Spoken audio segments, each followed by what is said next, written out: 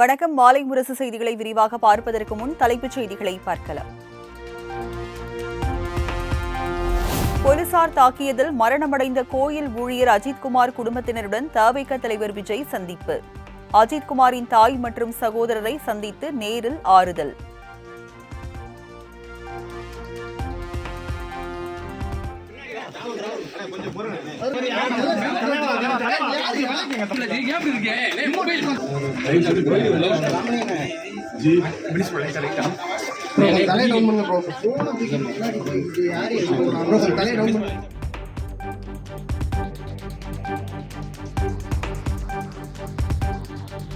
சிவகங்கையில் போலீசார் தாக்கியதில் மரணமடைந்த அஜித்குமாரின் சகோதரர் நவீன்குமாருக்கு கூட்டுறவு பால் சங்கத்தில் 30,000 ஊதியத்தில் டெக்னீஷியன் வேலை.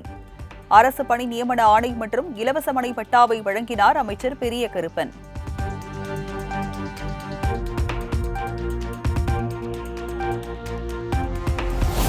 தனது மகனை தாய் இழப்பது கொடுமையான விஷயம். அதை யாராலும் மன்னிக்க முடியாது. அஜித்குமாரின் குடும்பத்தினருக்கு ஆறுதல் தெரிவித்த எடப்பாடி பழனிசாமி.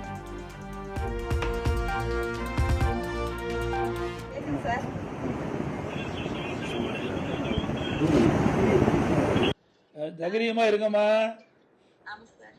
உங்களுக்கு நீதி கிடைக்கின்ற வரை அதிமுக உங்களுக்கு துணை நிற்கும், நாங்களும் உங்களுக்கு துணை நிற்போம். இது மீள முடியாத துயரம். ஒரு தாய் தன்னுடைய மகனை இழக்கிறதுங்கிறது ஒரு மிகப்பெரிய கொடுமையான விஷயம். இது யாராலையும் மன்னிக்க முடியாதது.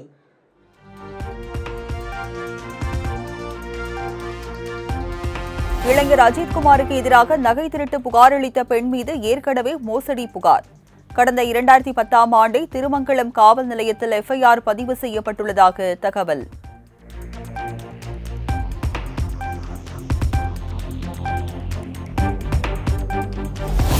அஜித்குமார் குடும்பத்தினருக்கு தமிழ்நாடு அரசு 1 கோடி ரூபாய் நிவாரணம் வழங்க வேண்டும் என திருமாவளவன் வலியுறுத்தல். சிபிஐ விசாரணைக்கு முதலமைச்சர் உத்தரவிட்டிருப்பது அவரது நேர்மையை காட்டுவதாகவும் பாராட்டு. சிபிஐ விசாரணைக்கே பொதுவாக மாநில அரசு முதலமைச்சர் எங்க கையில் போலீஸ் இன்வெஸ்டிகேஷன் இருக்கும்போது நாங்கள் ஏன் சிபிஐ இன்வெஸ்டிகேஷன் கொடுக்கணுங்கிற கேள்வி தான் எழுப்புவாங்க. ஆனால் இன்னைக்கு ஒரு ஜென்யூனா நேர்மையா சிபிஐ விசாரிக்கட்டும்ட்டாங்க. இப்போ சிபிஐ விசாரிக்கிறதுனா அவங்க கண்ட்ரோலில் தானே இருக்குது, பிஜேபி கண்ட்ரோலில் தானே இருக்குது அப்படின்னு சொல்லியிருந்தீங்க. அன்னைக்கு பேசியிருந்தீங்க. இப்போ ஆறுதல் அளிக்கிறதாக இருந்தாலும் முதலமைச்சர் கொஞ்சம் நல்ல கேளுங்க, நேரடியாக கேளுங்க, என்னன்னு கேளுங்க. திருபுவனம் இளைஞர் அஜித்குமார் கொலைக்கு நீதி கேட்டு அதிமுக பாஜகவினர் போராட்டம். முன்னாள் அமைச்சர் RB உதயகுமார், பாஜக மூத்த தலைவர் H ராஜா உட்பட ஏராளமானோர் பங்கேற்பு.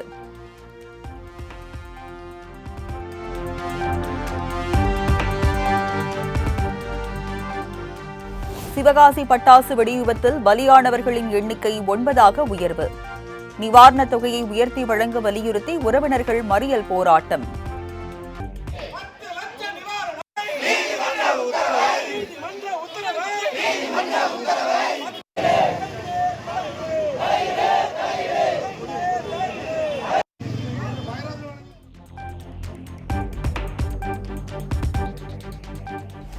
விருதுநகர் மாவட்டம் சாத்தூர் அருகே பட்டாசு ஆலை விபத்தில் 9 பேர் பலியான சம்பவம். நிவாரணத் தொகையை உயர்த்தி வழங்க கோரி போராட்டத்தில் ஈடுபட்டவர்களை எஸ்பி மிரட்டும் துணியில் பேசியதாக குற்றச்சாட்டு.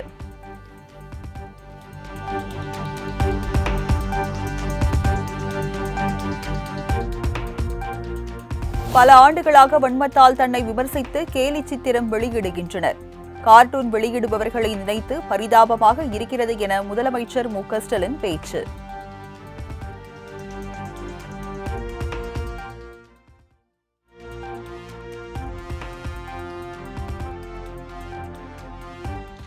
ஒரு வார பத்திரிக்கையில் ஒரு கேலி சித்திரம் கார்ட்டூன் போட்டிருந்தாங்க. என்ன கார்ட்டூன் பார்த்தீங்கன்னா, நான் பேரை சொல்ல விரும்பலை, எந்த பத்திரிக்கைன்னு நீங்களே புரிஞ்சுக்கிங்க, நீங்களே படித்து பாருங்கள். நான் காவடி எடுக்கிற மாதிரியும் அமைச்சர்கள் எல்லாம் அழகு குத்திக்கிட்டு இருக்கிற மாதிரியும் தரையில் உருளுற மாதிரியும் கார்ட்டூன் போட்டிருக்கிறாங்க.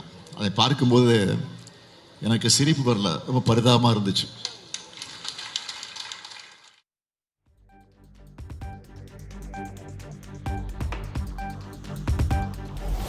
பக்தியின் பெயரில் பகல் வேஷம் போடுபவர்களால் அறநிலையத்துறையின் வளர்ச்சியை தாங்கிக் கொள்ள முடியவில்லை. முதலமைச்சர் மு.க.ஸ்டாலின் குற்றச்சாட்டு. அந்த அளவுக்கு சாதனைகளை தொடர்ந்து செஞ்சுக்கிட்டே இருக்கிறோம். எல்லாருக்கும் எல்லாம் என்ற பரந்த உள்ளத்தோடு நம்ம திராவிட மாடல் செய்கிற இது போன்ற சாதனைகள் வெறுப்பையும் சமூகத்தை பிளவுபடுத்தும் எண்ணங்களை கொண்டவர்களாக இருக்கக்கூடியவர்கள் இதை பார்த்து சகிச்சிக்க முடியல.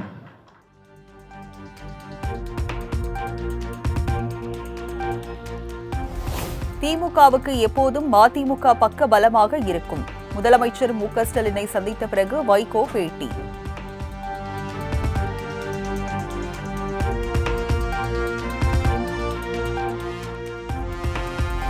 இமயமலையை கூட அசைக்கலாம், தமிழகத்தில் திராவிட இயக்கங்களை அசைக்க முடியாது. வரும் சட்டமன்ற தேர்தலில் திமுக கூட்டணி மாபெரும் வெற்றி பெற்று ஆட்சி அமைக்கும் எனவும் வைகோ திட்டவட்டம்.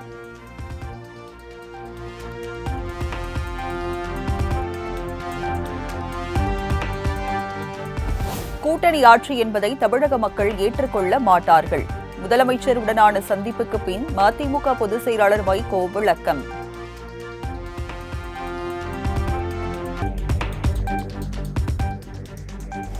கைது நடவடிக்கையின் போது சட்டம் ஒழுங்கு பிரச்சினை ஏற்படாமல் பார்த்துக் கொள்ள வேண்டும் என காவல் அதிகாரிகளுக்கு டிஜிபி சங்கர் ஜிவால் அறிவுறுத்தல். குற்றங்கள் நடைபெறாமல் இருக்க தகுந்த முன்னெச்சரிக்கை நடவடிக்கைகள் மேற்கொள்ள வேண்டும் எனவும் உத்தரவு.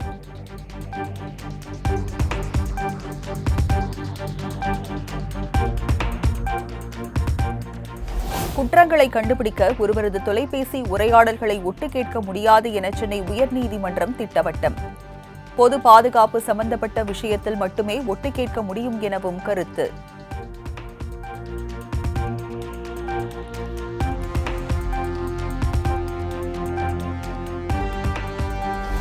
தாவேகா கட்சி கொடியில் யானை சின்னத்தை பயன்படுத்த தடை கேட்டு பகுஜன் சமாஜ் தொடர்ந்த வழக்கு.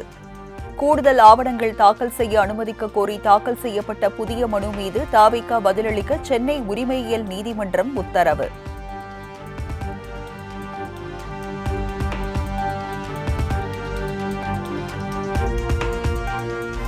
பொது இடங்களில் வைக்கப்பட்டுள்ள கொடிக்கம்பங்களை அப்புறப்படுத்த உத்தரவிட்டும் அதனை 100% அமல்படுத்தாது ஏன் என சென்னை உயர்நீதிமன்றம் கேள்வி.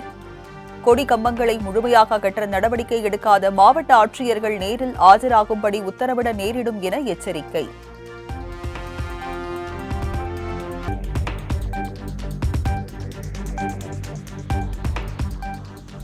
நகர்ப்புறங்களில் 500 சதுர அடி வரை உள்ள கடைகளுக்கு சுயசான்று அடிப்படையில் ஒரே நாளில் தொழில் உரிமம்.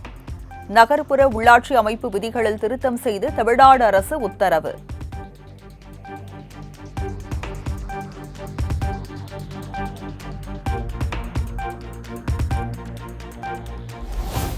நெய்வேலி என்எல்சி நிறுவனத்தின் ஓய்வு பெற்ற ஊழியர் கொலை தொடர்பாக அவரது மனைவி கைது. கடப்பாறையால் குத்தி கொலை செய்தது விசாரணையில் அம்பலம்.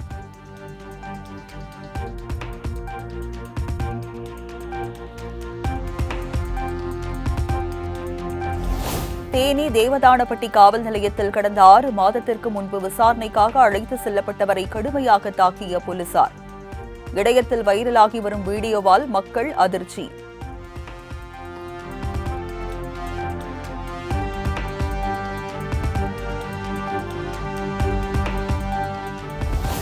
தேவதானப்பட்டி காவல் நிலையத்தில் இளைஞரை போலீசார் சரமாரியாக தாக்கிய வீடியோ குறித்து விசாரணைக்கு உத்தரவு. ஜனவரி 14ஆம் தேதி நடந்த சம்பவம் தொடர்பாக விசாரணை நடத்த தேனி மாவட்ட எஸ்பி ஆணை.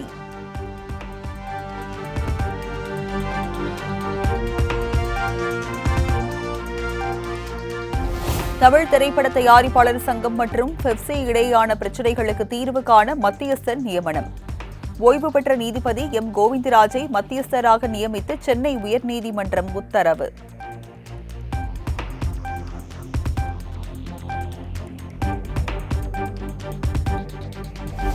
பாமக எம்எல்ஏ அருளை கட்சியில் இருந்து நீக்குவதாக அக்கட்சியின் தலைவர் அன்புமணி அறிவிப்பு. கட்சி தலைமை குறித்து ஊடகங்களில் அவதூறான விமர்சனங்களை முன்வைத்து வருவதால் நீக்கம் என அறிக்கை.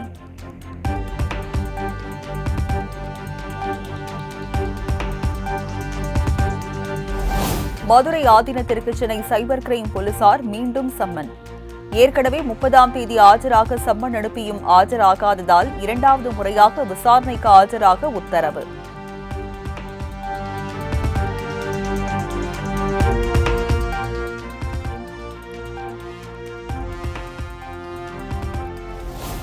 நாம் தமிழர் கட்சி தலைமை ஒருங்கிணைப்பாளர் சீமானுக்கு எதிராக திருச்சி சிறக டிஐஜி வருண்குமார் தொடர்ந்த வழக்கு. விசாரணைக்கு இடைக்கால தடை விதித்து உயர்நீதிமன்ற மதுரை கிளை உத்தரவு.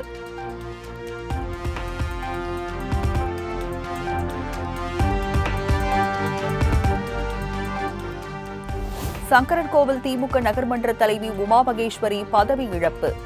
நகர்மன்ற தலைவிக்கு எதிராக கொண்டுவரப்பட்ட நம்பிக்கையில்லா தீர்மானம் வெற்றி அடைந்ததை தொடர்ந்து அறிவிப்பு.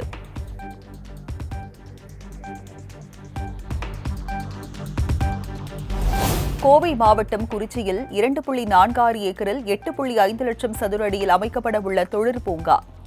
45 கோடி ரூபாயில் கட்டுமான பணிகளை மேற்கொள்ள டெண்டர் கோரியது சிட்கோ நிறுவனம்.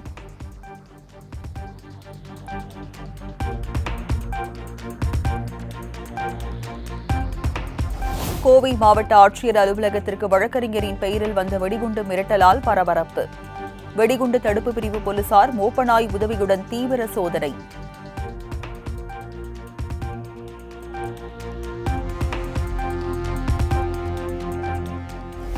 திருச்சி மாவட்ட ஆட்சியர் அலுவலகத்திற்கும் மாநகராட்சி அலுவலகத்திற்கும் தொலைபேசி மூலம் வெடிகுண்டு மிரட்டல். 2 அலுவலகங்களிலும் வெடிகுண்டு நிபுணர்கள் தீவிர சோதனை.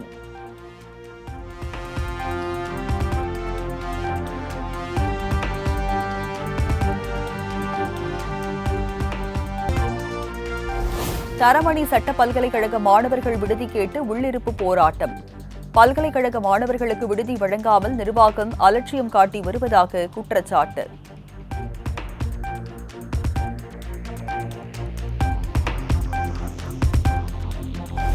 கர்நாடக முதலமைச்சராக 5 ஆண்டுகளுக்கும் தானே நீடிப்பேன் என சித்தராமையா திட்டவட்டம். அடுத்த 2.5 ஆண்டுகளுக்கு DK சிவகுமார் முதலமைச்சராக பதவி வகிப்பார் என தகவல் பரவிய நிலையில் விளக்கம்.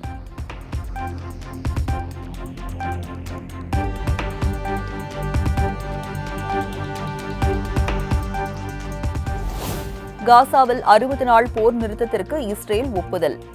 அமெரிக்க அதிபர் டிரம்ப் தகவல்.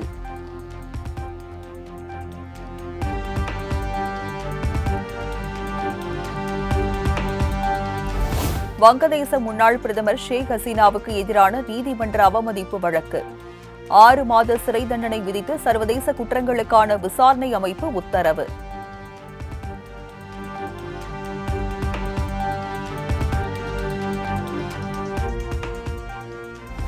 ரஷ்யாவுடன் வர்த்தகத்தை தொடர்ந்தால் இந்தியாவுக்கு 500% வரி விதிக்க அமெரிக்கா திட்டம். புதிய மசோதா ஆகஸ்ட் மாதத்தில் அறிமுகப்படுத்தப்படும் என்றும் அறிவிப்பு.